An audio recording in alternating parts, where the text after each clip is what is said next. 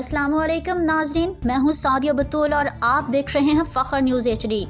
फ़ख्र news HD के programme मकरूह चेहरे देखिए हैदराबाद से फौजिया और इस्माइल वर्सेस नियाज हुसैन मरी की कहानी बहुत जल्द आपकी स्क्रीन पर, तो जुड़े रहिए फ़ख्र न्यूज़ HD के साथ। मैं वकील को कहा कि क्या नाम थे, आप ये कार्रवाई शुरू कर दो। तो वकील साहब ने वहाँ से लेकर आ गए मुझे। फिर हम वहाँ पर बैठे हुए थे लेडीज़ खाने में। तो फिर इन्होंने कहा अब आप जा सकते हो, तो फिर आप सुबह आ जाना। फिर हमें सुबह बुलाया तो सुबह इन्होंने कहा कि अभी मैं तो मीटिंग में सारे ऑफिसर, अभी आप जा सकते हो। बस ऐसे ही कर रहे थे हमारे साथ जब से हमें थाने में बुलाया है। यानी आपने केस चलाया, वो केस चला कोर्ट तक पहुंच गया और उसके बाद जो ना मामला वो रोज का ये इस तरीके से हो रहा है कि आप जाएं, कल आ जाएं, तारीख देके भेज देते हैं। और अभी भी बोल रहा था वकील तो कल आ जाओ आप 11 बजे।